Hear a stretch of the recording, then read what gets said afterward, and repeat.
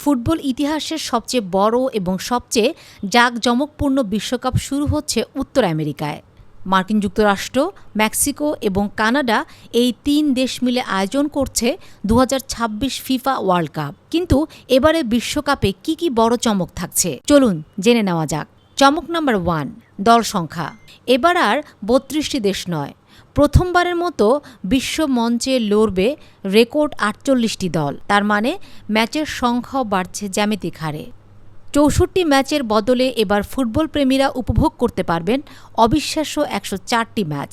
পুরো ৩৯ দিন ধরে চলবে এই ফুটবলের মহারণ। চমক নাম্বার ২, ইতিহাসের হ্যাট্রিক।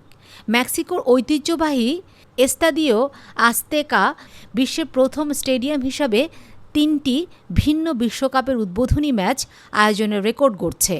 আর টুর্নামেন্টের জমকালো ফাইনালটি অনুষ্ঠিত হবে নিউ ইয়র্কের মেট লাইফ স্টেডিয়ামে। দল বাড়ায় এবার দেখা যাবে অনেক নতুন দেশের রূপকথা, আর সেই সাথে বদলে গেছে টুর্নামেন্টের ফরম্যাটও।